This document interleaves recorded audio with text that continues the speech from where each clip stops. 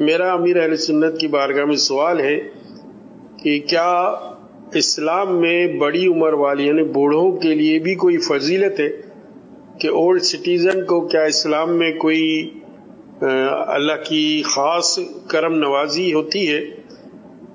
اگر کوئی ایسی حدیث یا کوئی ایسا دین اسلام میں کوئی ایسا بڑی عمر والوں کے لیے کوئی فضیلت ہو تو ارشاد فرمائیے۔ یہ مکتبۃ المدینہ کی بڑی پیاری کتاب ہے، جنت میں لے جانے والے اعمال۔ اس کے پیج نمبر 647 647 پر یہ مضمون ہے، اسلام میں بڑھاپا پانے والے کا ثواب۔ اس میں سے 2-3 حدیثیں پیش کرتا ہوں میں۔ اللہ پاک کے پیارے پیارے نبی صلی اللہ علیہ وآلہ وسلم نے فرمایا، جس کے بال راہ خدا میں سفید ہو گئے اس کے بالوں کی سفیدی قیامت کے دن اس کے لیے نور ہوگی۔ ایک اور روایت میں فرمایا گیا، جس کے بال اسلام میں سفید ہوئے تو وہ بال قیامت کے دن اس کے لیے نور ہوں گے۔ تیسری روایت، سفید بالوں کو نہ اکھاڑو، کیونکہ جس کے بال اسلام کی حالت میں سفید ہوئے قیامت کے دن اس کے بالوں کی سفیدی اس کے لیے نور ہوگی۔ اور فتح رضویہ جلد 5ویں کے حوالے سے ایک روایت بڑی پیاری ہے، جس مسلمان کی عمر 40 برس کی ہوتی ہے، جب مسلمان کی عمر 40 برس کی ہوتی ہے، اللہ تعالی جنون و جذام و برس کو اس سے پھیر دیتا ہے۔ جنون مانے پاگل پن، جذام برس یہ بدن پر دھبے وغیرہ پڑ جاتے ہیں، سفید داغ، کوڑ، اس طرح کے امراض ہیں۔ اور 50 سال والے پر حساب میں نرمی، اور 60 برس والے کو توبہ و عبادت نصیب ہوتی ہے۔ 70 سالہ 70 ایئرس اولڈ کو اللہ پاک اور اس کے فرشتے دوست رکھتے ہیں۔ 80 برس یعنی 80 ایئرس اولڈ کی نیکیاں قبول اور برائیاں معاف۔ 90 برس والے یعنی 90 ایئرس اولڈ کی سب کے سب 90 برس والے کے سب اگلے پچھلے گناہ مغفور ہوتے ہیں، یعنی بخش دیے جاتے ہیں۔ وہ زمین میں اللہ عز و جل کا قیدی کہلاتا ہے اور اپنے گھر والوں کا شفیع کیا جاتا ہے، یعنی اس کو یہ شفاعت کا منصب ملتا ہے اپنے گھر والوں کی، کہ وہ اپنے گھر والوں کی شفاعت کرے گا۔ سبحان اللہ۔ تو جو بوڑھا ہوتا ہے اس کو مایوس ہونے کی ضرورت نہیں ہے، نہ جو اسلام میں بوڑھا ہوا، نہ مسلمان چلا آ رہا ہے اور اب یہ بوڑھا ہو گیا، بظاہر یہی معنی سمجھ میں آتے ہیں۔ تو جو بوڑھے ہوتے ہیں ان کے لیے بھی ہیں تسلیاں، کہ ان کی مطلب ہے کہ اگر یہ تھوڑا اپنے آپ کو کنٹرول کرے نا تو ان کی خاندان میں بھی عزت ہوتی ہے۔ یہ سمجھتے ہیں کہ ہم کو کوئی پوچھتا نہیں ہے، ایسا نہیں ہے، لوگ پوچھتے ہیں۔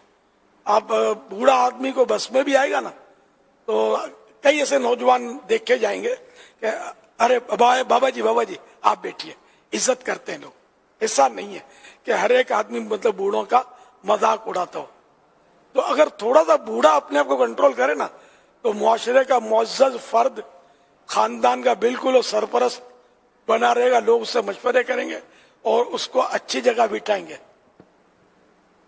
کیا کیا احتیاط کرنی ہے؟ لوز ٹاکنگ نہیں کرنی۔ لوز ٹاکنگ یہ بوڑھوں میں ایک وصف پیدا ہو جاتا ہے بعض اوقات، یعنی بے موقع ٹر کرتے رہنا، ٹوکتے رہنا، نہ کہنے کی باتیں اگل دینا، راز کھول دینا گھر کے اپنے، یا اپنے خود راز بیان کر دینا۔ تو اس طرح کے جن کو چھپانا ضروری ہوتا ہے، تو اس طرح کی باتیں یا ڈانٹ ڈپٹ کرتے رہنا، ہر بات میں انٹرفیئر کرنا، گھر کے معاملات میں انٹرفیئر کرنا، جوان بچوں کو ٹوکتے رہنا، تو اس طرح اگر یہ کرتا رہے گا تو معزز نہیں بنے گا، تو اور دعا کریں گے یا اللہ اس کی مٹی ٹھنڈی کر، یہ ہر معاملے میں ہم کو مطلب اب بہت تنگ کرتے ہیں، ان کا دماغ چل گیا ہے. اب بیچارے کو بس کسی کا محتاج نہ ہو. ہمارا باپ جو ہے اس کو بس اٹھا لے ایمان عافیت کے ساتھ. ایسی دعا کرنے والے بھی آپ کو ملیں گے معاشرے میں. اور جو بوڑھا ہنستا رہے گا، مسکراتا رہے گا اور ان کو انٹرفیئر نہیں کرے گا ان کے معاملے میں، جو کرتے ہیں ان کو کرنے دے گا. ہاں جب تک شریعت واجب نہ کر دے.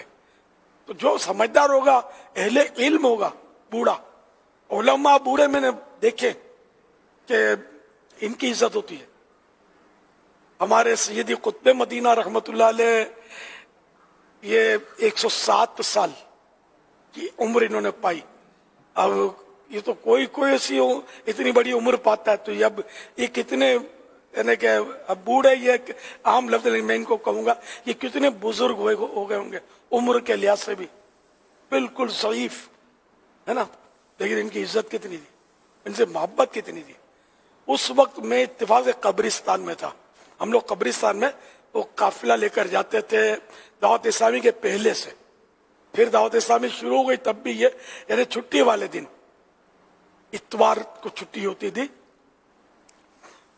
تو ہم چھٹی والے دن ایک قافلہ بنا کر قبرستان جاتے تھے. وہاں میں بیان وغیرہ کرتا تھا، رقت انگیز دعا کا ماحول ہوتا تھا. تو یہ میں قبرستان میں پتہ نہیں عصر کی نماز پڑھ کر کسی مسجد ہم نے وہیں نماز پڑھی تھی اور بیٹھا ہوا تھا. تو مجھے کسی نے آ کر کہا کہ سیدی قطب مدینہ کا انتقال ہو گیا. اب میں وہیں بیٹھے بیٹھے میں نے رونا شروع کر دیا. اب اتنی بڑی عمر کے باوجود مجھے رونا کیوں آیا، میں رونے لگا. ہر بوڑھا ایک سا نہیں ہوتا نا. وہ ایسے عقل مند بزرگ تھے کہ لاکھوں جوانوں کی عقلیں ان کے قدموں پر قربان.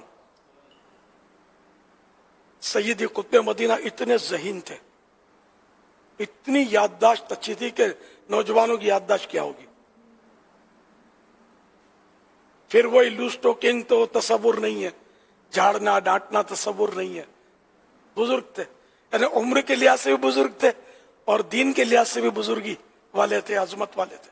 اسی طرح اور بھی میں نے علماء دیکھے جو بوڑھے بزرگ عمر رسیدہ لوگ ان کی دستبوسیاں کریں، ادب سے بیٹھے ان کے آگے. عام بوڑھوں کی طرح کیونکہ یہ ہوتے نہیں ہیں، لوز ٹاکنگ نہیں کرتے، جھاڑ جھپٹ لڑا لڑی مارا ماری کاٹ کھانے کو دوڑنا، یہ علماء میں نہیں ہوتا. جو علماء حق ہے میں ان کی بات کرتا ہوں.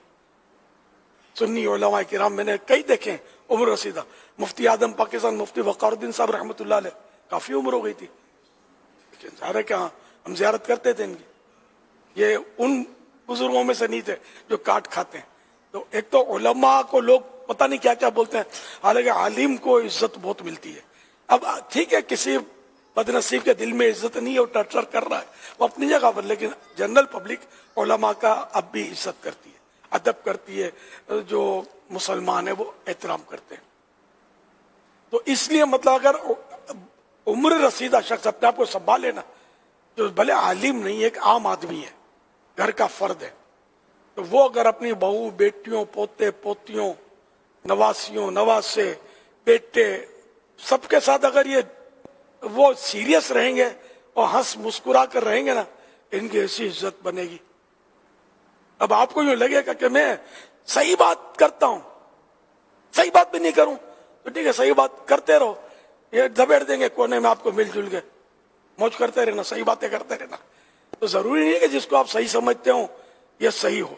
دوسرا ہے کہ یہ بھی ضروری نہیں کہ صحیح بات آپ جس موقع پر کر رہے ہیں یہ اس کا موقع نہ ہو.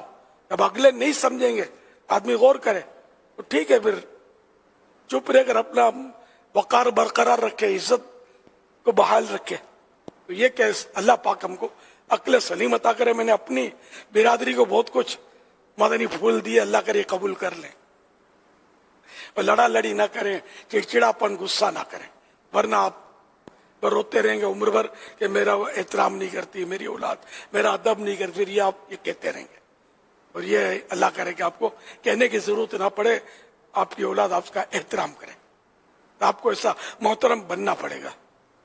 بولنے سے احترام نہیں کرتا کوئی، کر کے دکھائیں تو ایسا احترام کریں گے، دل سے کریں گے. صلو علی الحبیب صلی اللہ علی محمد.